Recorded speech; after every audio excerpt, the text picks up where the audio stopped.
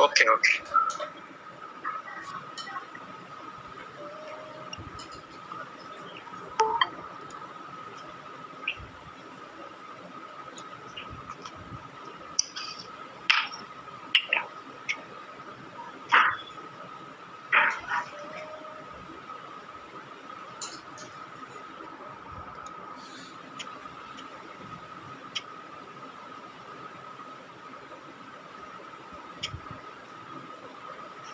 Good afternoon, sir. Good afternoon, Shravani. Good afternoon, sir.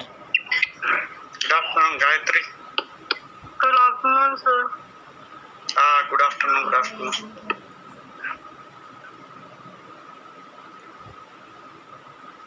Good afternoon, sir. Good afternoon.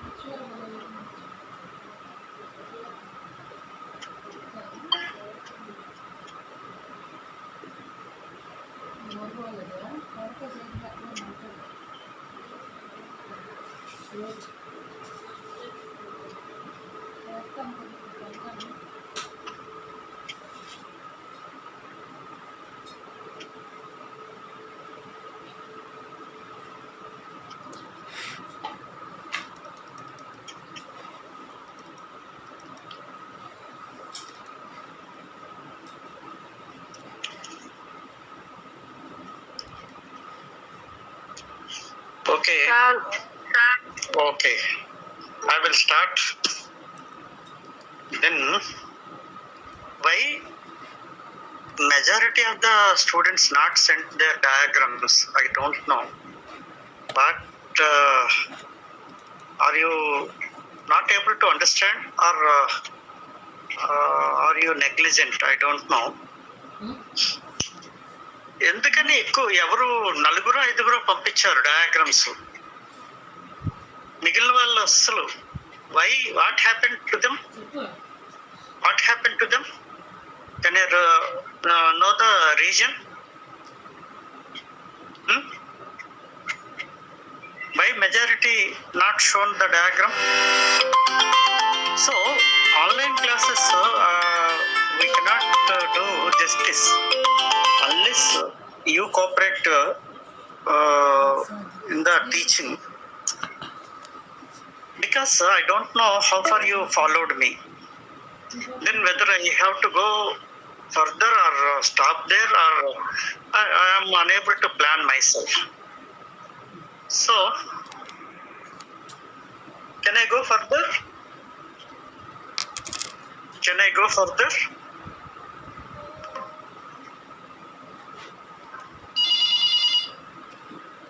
Manasa? Manasa?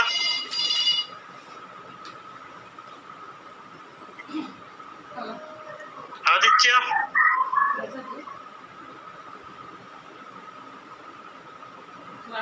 Please let me know. Yes, sir, you can. Yes, sir, you can go further. Yes, sir, you can go further. Very good, very good. Here we came to know that though it is monopoly, he cannot control the both. That is, he cannot control the price as well as the supply or sales. So if he wants more sales, he has to reduce the price. Otherwise he will go with as a price maker. Generally monopolist will always use the first, that is, he always goes with fixing the price for his product or service. So here what about the short run.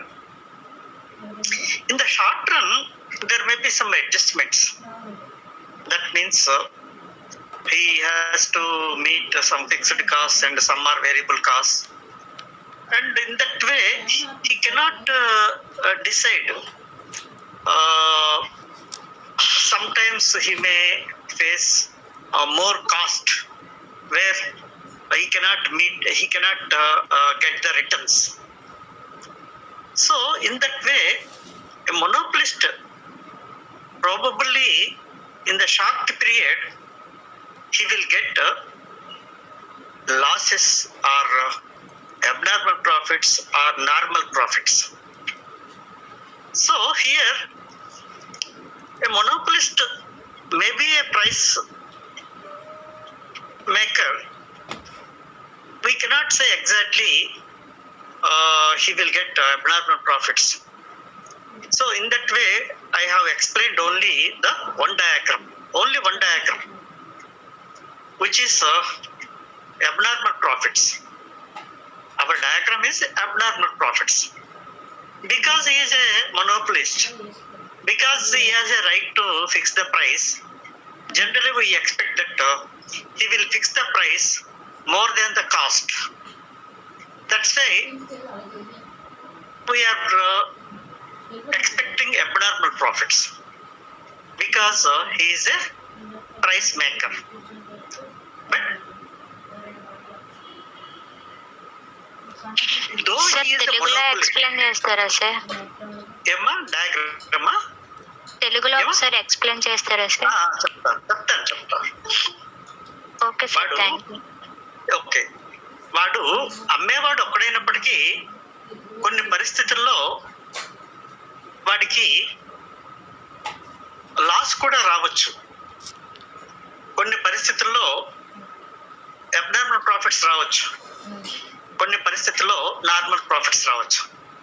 So in any market these three are possible. But in the perfect competition what we discuss this, అంటే సంపూర్ణ పోటీలు ఏం చెప్పామంటే, ఏదో abnormal profits వస్తే new firms enter అవుతాయని, ఏదో normal profits వస్తే ఎవరు రారని, ఏదో లాసెస్ వస్తే ఉన్న ఫర్మ్స్ బయటకు వెళ్ళిపోతాయని చెప్పాం. But here there is only one firm. There is no question of coming new firms. Firm itself is an industry, and moreover the firm enjoy the power of monopoly. ఇప్పుడు ఏదో petrol ధరలు బాగా పెరుగుతున్నాయి, అలాగని petrol అమ్మే సంస్థలు కొత్తగా వస్తున్నాయా? రావట్లేదు. అఫ్ కోర్స్ మనకి బెస్ట్ ఎగ్జాంపుల్ ఇంచుమించు, ఎందుకంటే పబ్లిక్ మొనోపలీస్ లోనే మనకి జనరల్ గా ఎగ్జాంపుల్స్ దొరుకుతాయి. సే ఫర్ ఎగ్జాంపుల్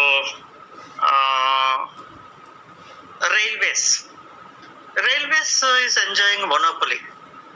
కానీ ట్రైన్లో కాకపోతే బస్సులో కాకపోతే కార్లో వెళ్తాం. సో అక్కడ సబ్స్టిట్యూట్స్ ఉన్నాయి. అది ఇక్కడ ఎగ్జాక్ట్ గా సబ్స్టిట్యూట్స్ లేకుండా వస్తువు కానీ సేవ కానీ ఏదైనా ఉంటే, మొన్న క్లాస్ లో చెప్పుకునేటప్పుడు ఆ పవర్ సప్లై అన్నాం, అంటే కరెంటుకి ఏదో ఇన్వర్టర్ అనేది, అది సోలార్ పవర్ అని ఏదైనా ఉండొచ్చు. అలాంటప్పుడు మనకి రియల్ గా చెప్పాలంటే మొనోపలీ గురించి ఎగ్జాంపుల్ చెప్పడం చాలా కష్టం. కాకపోతే జనరల్ గా ఏం చెప్తామంటే, మ్యాక్రో సెన్స్ లో ఏదో గల్ఫ్ కంట్రీస్ లో ఎక్కువగా క్రూడ్ ఆయిల్ ఉంటుంది కాబట్టి వాళ్ళు మొనోపలిస్ట్, వాళ్ళు ఫిక్స్ చేస్తుంటారు బ్యారెల్ ప్రైస్. ఇంటర్నేషనల్ మార్కెట్ లో బ్యారెల్ అంటారు, మన క్రూడ్ ఆయిల్ ని బ్యారెల్స్ లో చెప్తారు, లీటర్స్ కాదు. సో బ్యారెల్ ఎంత అని వాళ్ళు ఫిక్స్ చేస్తుంటారు. So that is a monopoly. అట్లాగనే జనరల్ గా మనకి పవర్ కేవలం ఏపీ ట్రాన్స్కో అనుకుందాం సపోజ్, మన ఆంధ్రప్రదేశ్ లో వాడేదో యూనిట్ కింద చెప్తుంటాడు. సో మనకు ప్రైస్ ఫిక్స్ చేసేటప్పుడు జనరల్ గా వాడికి అయ్యే కాస్ట్ ని కూడా లెక్కలో పెట్టుకొని ప్రైస్ ఫిక్స్ చేస్తాడు. అప్పుడు వాడికి ఎప్పుడు అబ్నార్మల్ ప్రాఫిట్స్ వస్తాయి. అయితే లాంగ్ రన్ లోనే ఇది పాసిబుల్. లాంగ్ రన్ లోనే ఇది పాసిబుల్. అదేంటి క్వశ్చన్, లాంగ్ రన్ అంటే ఏంటి? Long run does not mean time. అక్కడ టైం కాదు, ఏదో 1 year ని లాంగ్ రన్ లేదా 10 years long run, 1 month short run అనేది కాదు ఇక్కడ. ఎందుకంటే long run means wear he can change the inputs, all the inputs. అంటే ఆ వస్తువు తయారు చేయడానికి లేదా సేవలు తయారు చేయడానికి ఉపయోగించేటటువంటి రిసోర్సెస్ అన్ని కూడా, అంటే బిల్డింగ్స్ అని, మిషనరీ అని, ఇవన్నీ కూడా he can change according to the demand. దాన్ని లాంగ్ రన్ అంటాం. అయితే సింపుల్ గా మనకి డెప్త్ లోకి వెళ్ళట్లేదు, ఎందుకంటే ఈ మార్కెట్ చాప్టర్ టోటల్ గా ప్రొడక్షన్ చాప్టర్ తోటి, కాస్ట్ కర్వ్స్ చాప్టర్ తోటి, రెవెన్యూ కర్వ్స్ చాప్టర్ తోటి రిలేట్ అయి ఉంటుంది. అక్కడి నుంచి బేస్ వస్తుంది. అదంతా మనకి అనవసరం కూడా. ఫర్ ద టైం బీయింగ్ మనకు కావాల్సింది ఏంటంటే, పర్ఫెక్ట్ కాంపిటీషన్ లో అయితే ఏఆర్ కర్వ్, ఎంఆర్ కర్వ్ ఒకలా ఉంటే ఇలా ఉంటుందని చెప్తాం. ఇంపర్ఫెక్ట్ కాంపిటీషన్ లో AR curve, MR curve sloping downwards అంతే. అట్లాగే కాస్ట్ కర్వ్స్ యూ షేప్ లో ఉంటాయి. అలాగనే ఏసీ యొక్క మినిమం పాయింట్ ని ఎంసీ దిగువ నుంచి ఖండిస్తుంది అంతే. మనం అంతకంటే ఎందుకు యు ఆకారంలో ఉన్నాయి, ఎందుకు ఇవన్నీ కూడా మనకి అక్కర్లేదు. కాకపోతే వాటి షేప్ ఎలా ఉంటుందో మనం తెలుసుకుంటే సరిపోతుంది. ఇప్పుడు జాగ్రత్తగా చూడండి. షార్ట్ రన్ లో అంటే షార్ట్ రన్ అంటే ఏంటి దయచేసి రాసుకోండి. షార్ట్ రన్ అంటే some factors, FACTORS, some factors are ARE are fixed, FIXED fixed, comma some factors are variable, VARIABLE variable. తెలుగులో ఏమంటారంటే కొన్ని ఉత్పత్తి కారకాలు స్థిరంగా ఉంటాయి, కొన్ని ఉత్పత్తి కారకాలు చరంగా ఉంటాయి. అటువంటి పరిస్థితిని షార్ట్ పీరియడ్ అని అంటారు. ఓకే, షార్ట్ పీరియడ్ అంటే some are fixed, some are variable. ఇప్పుడు జాగ్రత్తగా చూడండి. సపోజ్ మన కాలేజీ ఏదో 10 rooms ఉన్నాయి. అది షార్ట్ పీరియడ్, ఎందుకంటే 1 rooms ఇప్పుడు సరిపోతున్నాయి, స్టూడెంట్స్ కి వాళ్ళకి సరిపోతున్నాయి. కానీ బాగా డిమాండ్ పెరిగింది. అంటే సపోజ్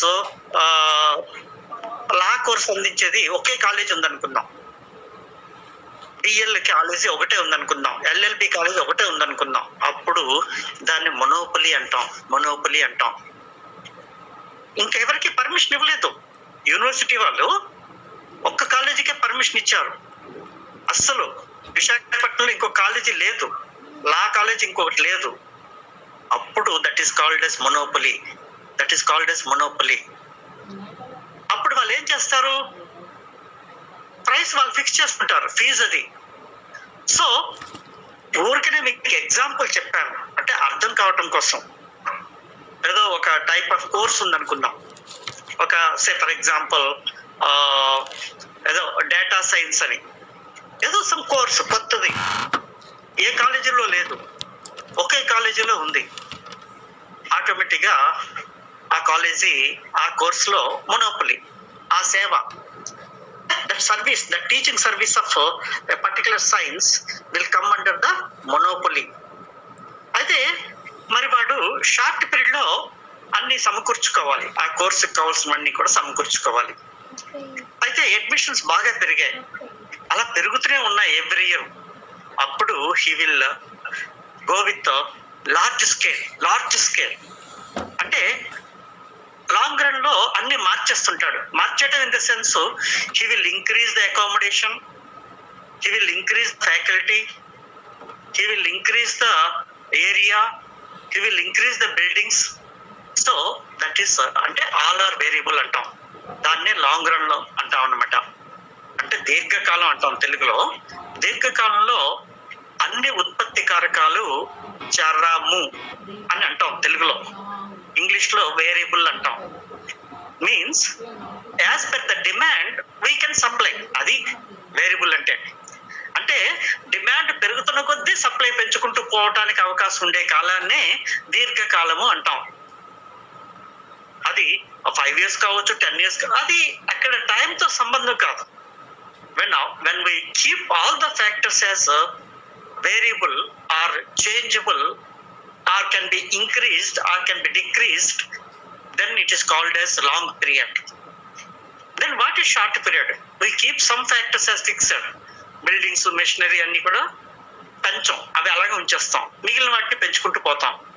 సో ఫర్ ఎగ్జాంపుల్ ఇప్పుడు ఏం చేస్తాం, ఆ 10 rooms లోనే ఏదో మార్నింగ్ కొంతమంది క్లాసు, ఈవినింగ్ కొంతమంది క్లాసు. అంటే అర్థం ఏంటి, అక్కడ బిల్డింగ్స్ ఫిక్స్డ్, మరి ఫ్యాకల్టీ మారుతున్నారు అనమాట, ఫ్యాకల్టీ పెరుగుతున్నారు. So some factors, what are the some factors? Building is fixed. What are the variable? Labour is variable. So ఇక్కడ అందులో పని చేసే వాళ్ళు ఒక షిఫ్ట్ లో ఒకరు వస్తారు, ఇంకో షిఫ్ట్ లో ఇంకొకరు వస్తుంటారు. That is called short period. So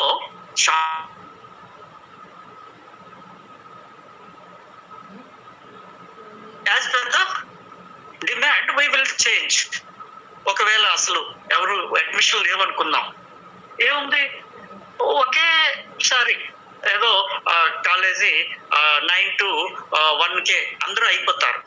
కానీ ఇప్పుడు డిమాండ్ వచ్చింది కాబట్టి ఏదో 8 to 11 ఒకరు, అలాగనే 11 to 2 o'clock ఒకరు, లేదా 2 to 5 ఇలా. So that is short period. ఇంకా బాగా పెరిగిపోయింది, అప్పుడు ఏం చేస్తారంటే పెద్ద బిల్డింగ్స్, ఒక పెద్ద యూనివర్సిటీ లాగా తయారు చేసుకుంటారు. సో ఇవన్నీ కూడా మీకు ఎగ్జాంపుల్ ఈజీగా అర్థం కావడం కోసం చెప్తున్నాను.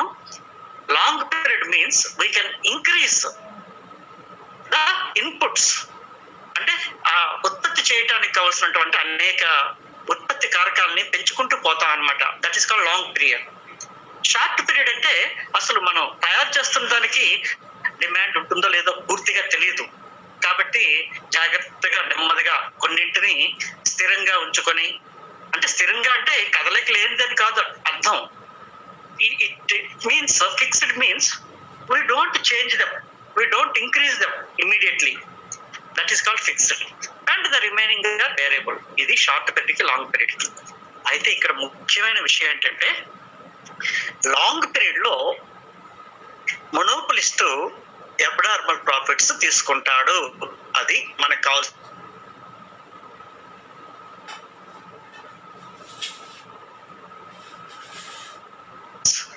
అదే డయాగ్రామ్ మీకు చెప్పాను. అదేంటి మనిషి, షార్ట్ పీరియడ్ ముందు రావాలి కదా. ఎస్, షార్ట్ పీరియడే ముందు రావాలి. షార్ట్ పీరియడ్ లో ఏమవుతుందో తెలుసుకున్న తర్వాత we will go to the long period.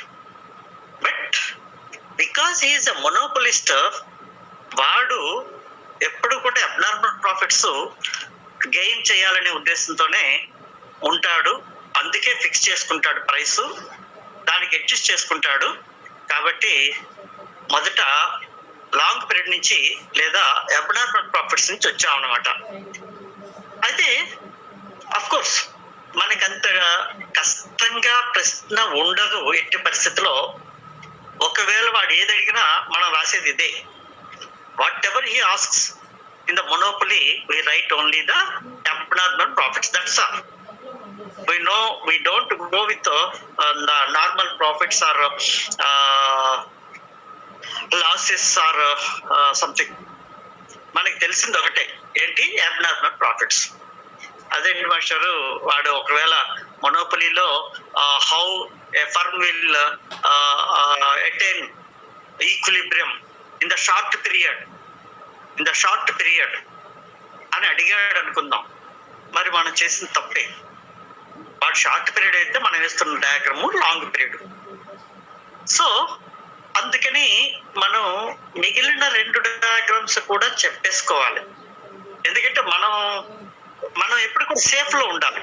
We must be on the safe side. Otherwise examination లో మనం కొద్దిగా దెబ్బతింటానికి అవకాశం ఉంటుంది. ఇప్పుడు ఎవరైనా చెప్పగలరా? Anybody please. లాస్ రావాలి అంటే సంస్థకి లాస్ వస్తుంది అనుకుందాం. సపోజ్ రాదు, మొనోపలీలో లాస్ రాదు, కానీ ఏదో షార్ట్ పీరియడ్ లో లాస్ రావచ్చు అని చెప్పాను. కాబట్టి లాస్ అనేది ఒక ఫర్మ్ కి ఎప్పుడు వస్తుంది? How a firm will get loss ఎప్పుడు వస్తుంది? టోటల్ ప్రొడక్ట్ అనేది సేల్ కాస్ట్,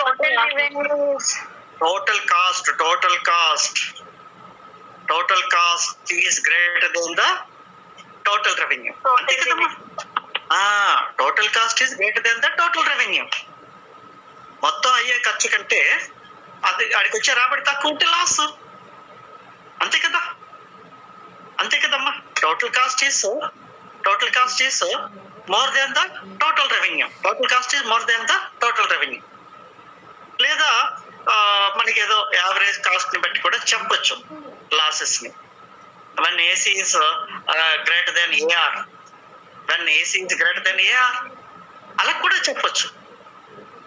అంటే సగటు వ్యయం ఎక్కువగా ఉండి సగటు రాబడి తక్కువగా ఉంటాయి. అంటే నాకు ఒక 10 వస్తువులు తయారు చేశాను, నాకు ఒక్కొక్క దానికి 100 రూపాయలు అయింది సగటు. కానీ దాన్ని అమ్మేటప్పుడు నాకు 80 రూపాయలే వచ్చింది సగటు. 80 rupees average revenue, whereas average cost is 100 rupees. I am getting 20 rupees on each unit loss, loss. నాకు తయారు చేసేందుకే 100 రూపాయలు అయింది, మార్కెట్ లో అంతా 80 రూపీస్ వచ్చింది, కాబట్టి నాకు లాస్ వచ్చింది. So here this is what you call losses will arise even though it is monopoly when AC is greater than AR, or TC is greater than TR. మొత్తాన్ని బట్టి చెప్పాం, సగటును బట్టి కూడా చెప్పేశాం. సో అప్పుడు డయాగ్రము ఎలా మారుతుంది? అఫ్ కోర్స్ నేను నోట్ తో చెప్తాను, చాలా కష్టం, మీకు అర్థం కావాల్సిన. చెప్పు కొంచెం మళ్ళీ. when AC is greater than AR,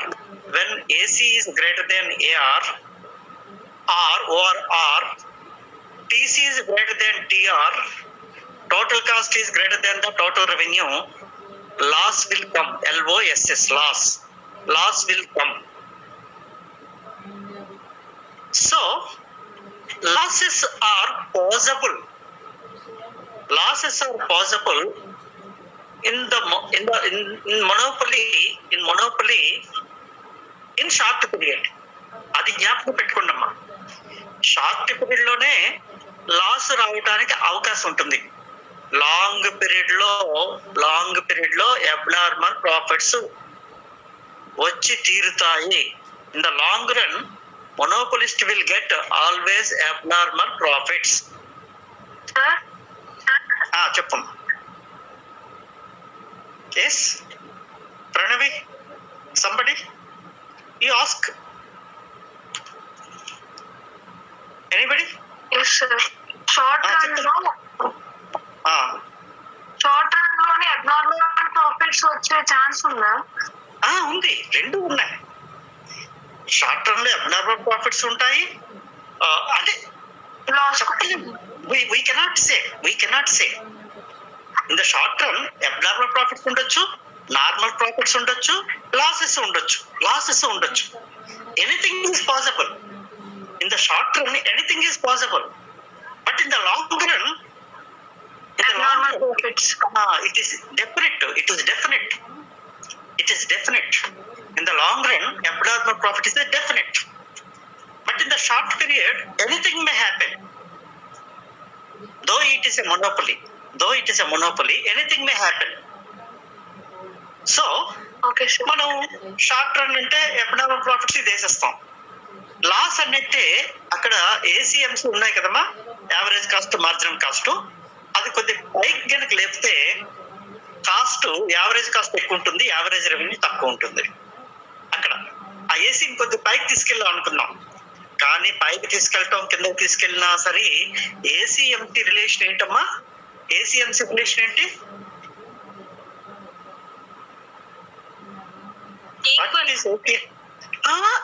minimum point అది చెప్పాలి. AC the minimum point of AC cut the below from the below. అంటే ఏసీఎంసీలు ఆ రిలేషన్ ఎప్పుడు మారదు. అది షార్ట్ పీరియడ్ అయినా లాంగ్ పీరియడ్ అయినా వాటి రిలేషన్ మారదు. ఏసీఎంసీ రిలేషన్ మారదు, ఏఆర్ఎంఆర్ రిలేషన్ మారదు. కాకపోతే అవి పైకి వెళ్ళిపోతే లాస్ వచ్చేస్తుంది. యావరేజ్ కాస్ట్ ఎక్కువైపోయింది, యావరేజ్ రెవెన్యూ తగ్గిపోయింది, కాబట్టి ఆ గ్యాప్ ఏమో లాస్ అయిపోతుంది అనమాట. అట్లాగే AC is equal to AR is equal to MC is equal to MR. Normal profits just like perfect competition లాగా అన్ని ఈ 4 ఒకటైపోతే నార్మల్ ప్రాఫిట్స్. జాగ్రత్తగా వినండి, 4 ఒకటైపోతే AR is equal to MR is equal to AC is equal to MC అయిపోతే normal profits.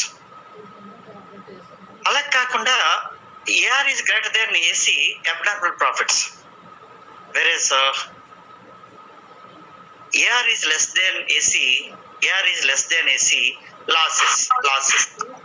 అది. So మనకి MR equal to AC equal to MC అయితే abnormal profits sir.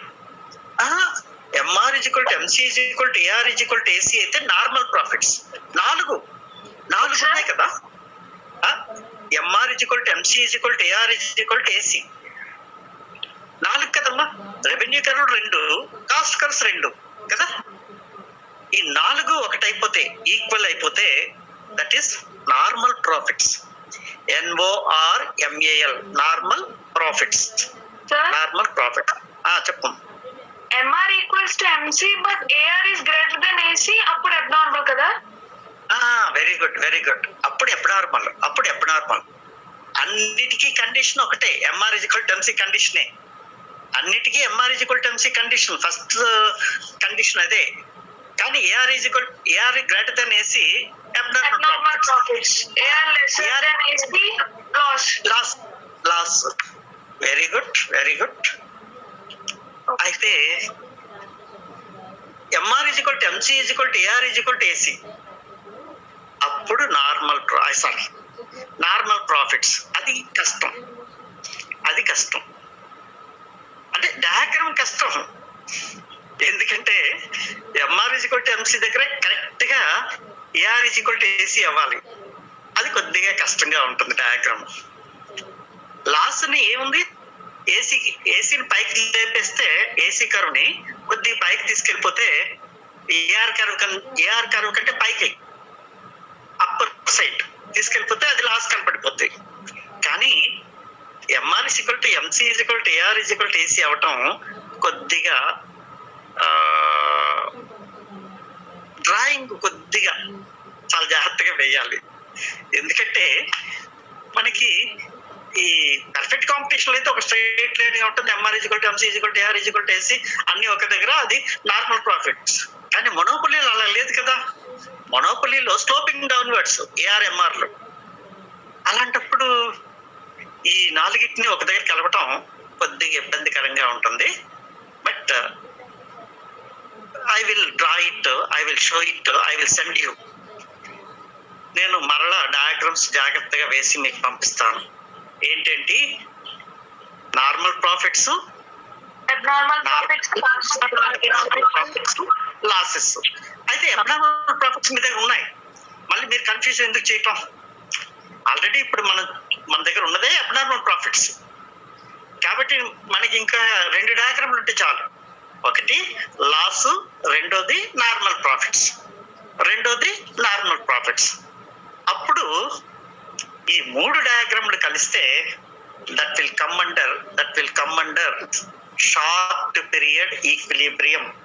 Short period, ఈ 4 కలిస్తే short period. Okay,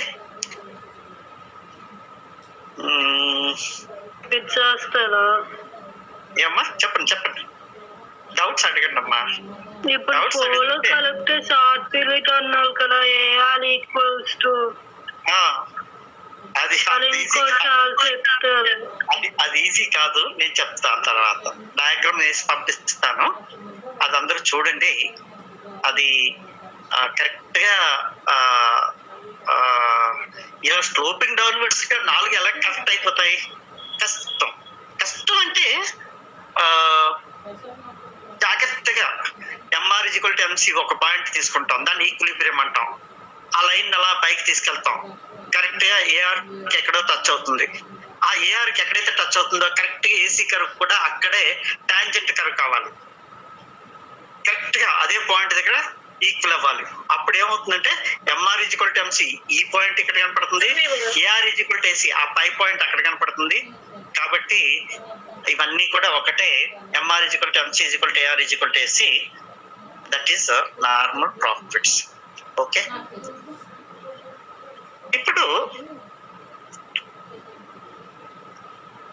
మొనోపలిస్ట్ price fix చేస్తాడని అందరికీ తెలుసు, ఎందుకంటే వాడు ఒక్కడే కాబట్టి వాడు ఫిక్స్ చేసుకుంటాడు.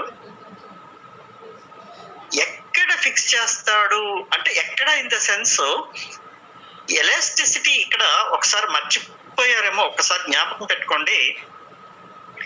ఎలాస్టిసిటీస్ ఎన్ని టైప్స్? ఎలాస్టిసిటీస్ ఎన్ని types? 5. Perfectly elastic, perfectly inelastic, relatively inelastic, unitary relatively elastic greater than 1, relatively inelastic less than 1, unitary elastic equals to elastic equal to 1. ఎక్కడైతే గ్రేటర్ దెన్ 1 ఉంటుందో, ఎక్కడైతే ఏఆర్ కర్వ్ లేదా డిమాండ్ కర్వ్ లేదా price line ఎక్కడైతే greater than 1 ఉంటుందో అక్కడ మొనోపలిస్ట్ price fix చేస్తాడు. అదొక ఇంపార్టెంట్ పాయింట్. వాడు ఎక్కడ ఫిక్స్ చేస్తాడు?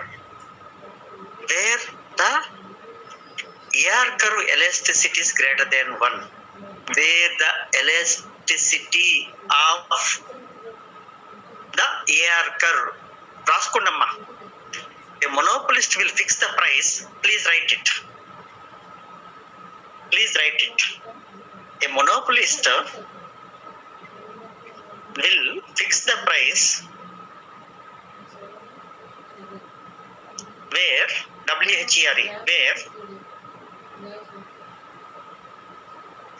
AR curve, average revenue, where AR curve is greater than 1. AR curve elasticity, AR curve ELASTICITY,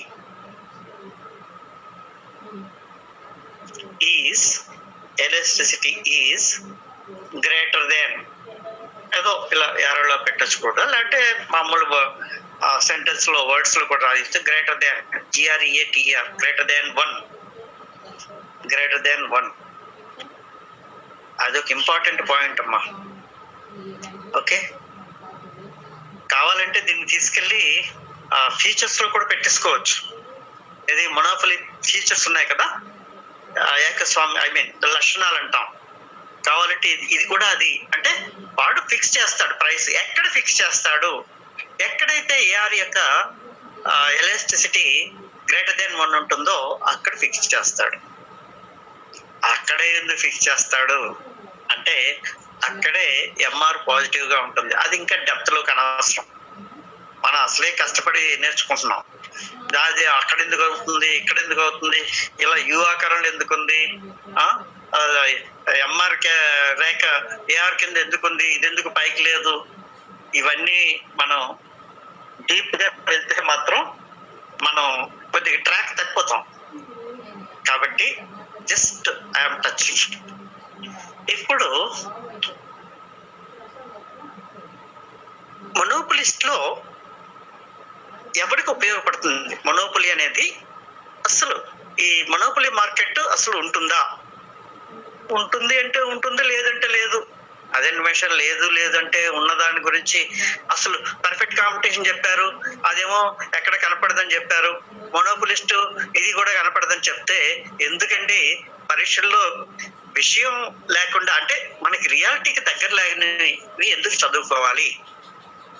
actual గా there are public monopolies at present.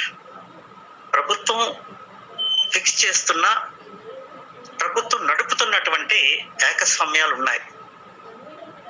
So those monopolies are not meant for profits.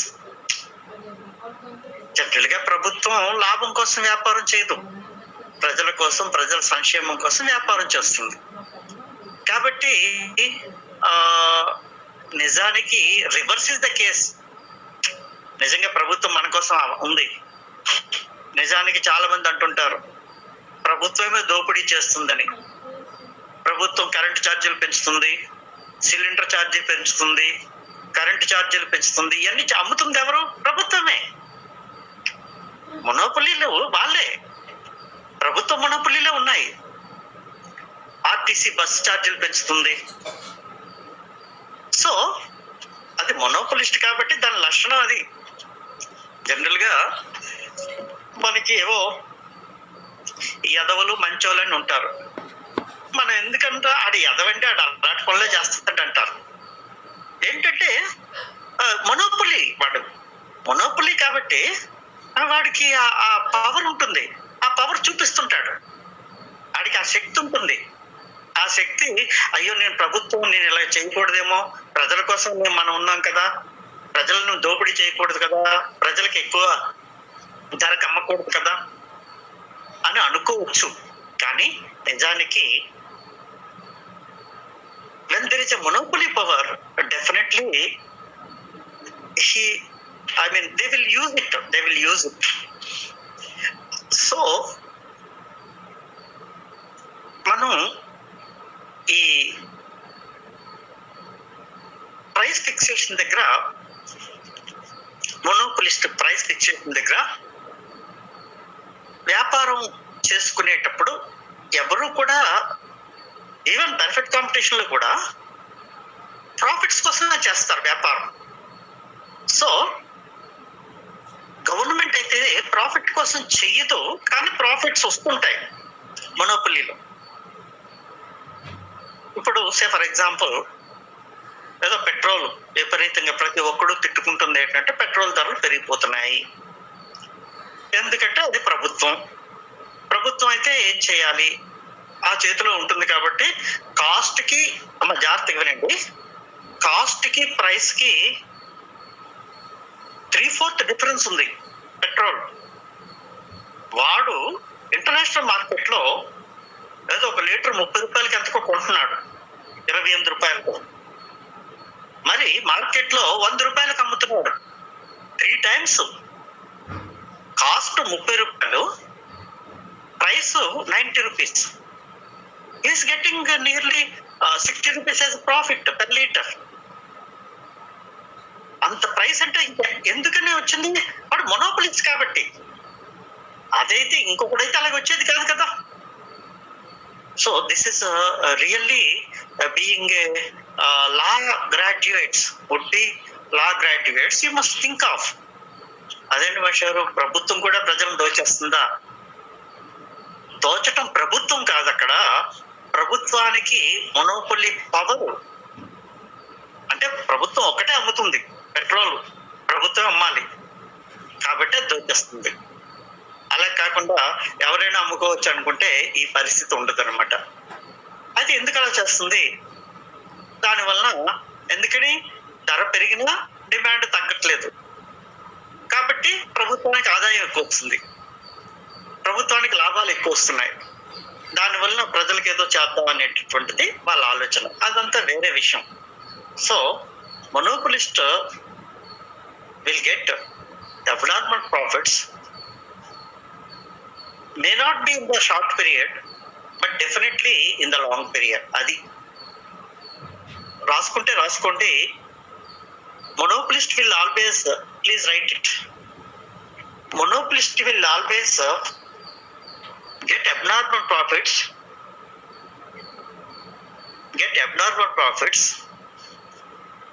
in the long run.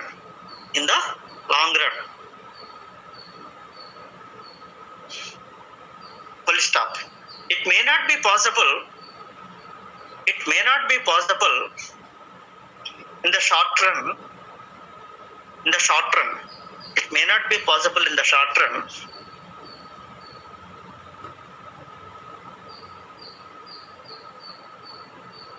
And he may get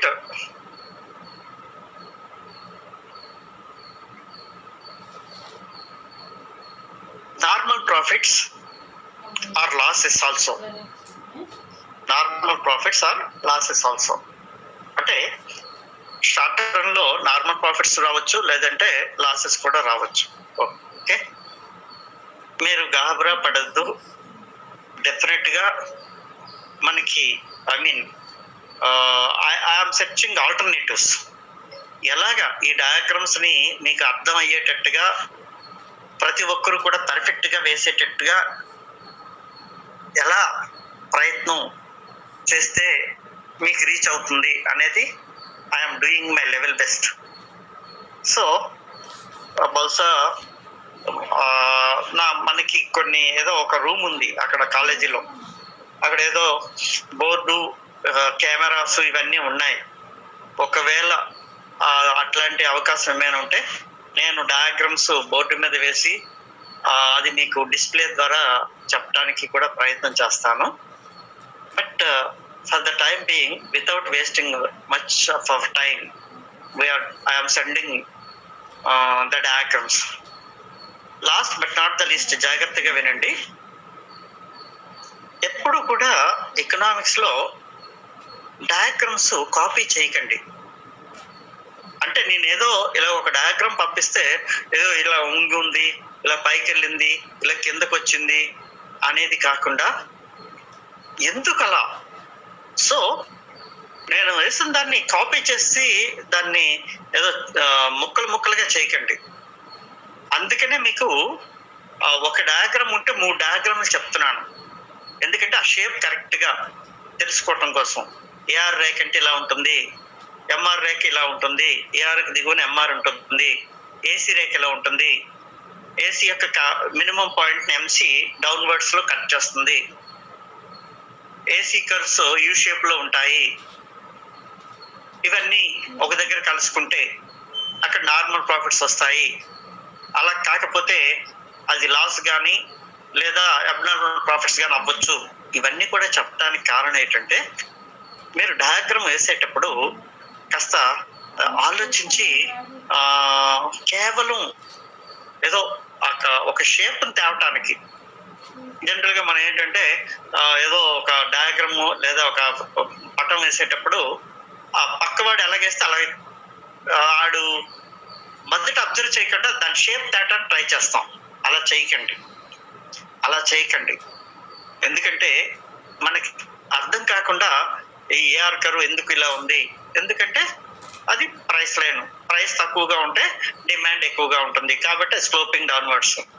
MR curve ఎందుకు అలా దాని కింద ఉంది, ఎందుకంటే additional గా అమ్మేది price తగ్గిస్తే గానీ ఎక్కువ అమ్మలేము. ప్రైస్ తగ్గిస్తే మనకు వచ్చే రెవెన్యూ తగ్గిపోతుంది, కాబట్టి ఎంఆర్ కర్వ్ ఏఆర్ కర్వ్ కి దిగువన ఉంటుంది.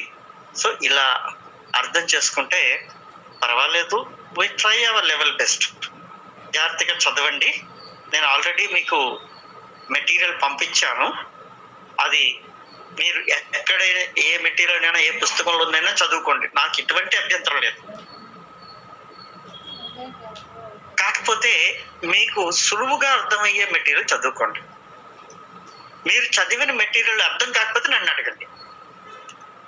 లేదు మాస్టారు మీరు ఇచ్చిన మెటీరియల్ నేను చదవలేదండి, ఇంకేదో పుస్తకంలో చదివాను. Yes, you're quite free. మీ ఇష్టం వచ్చిన పుస్తకం చదువుకోండి, అక్కడే తప్పులే ఉండవు నాకు తెలిసి. కాకపోతే మీరు వేరే బుక్ చదివేటప్పుడు ఒకవేళ ఏదైనా ఆ పుస్తకంలో ఉన్న విషయాలు నేను చెప్పలేకపోయినా, మీకు అర్థం కాకపోయినా నన్ను అడిగితే నేను చెప్తాను, ఎక్స్ప్లెయిన్ చేస్తాను. Okay, very good. I will take leave. Okay, జాగ్రత్తగా. Okay, be safe.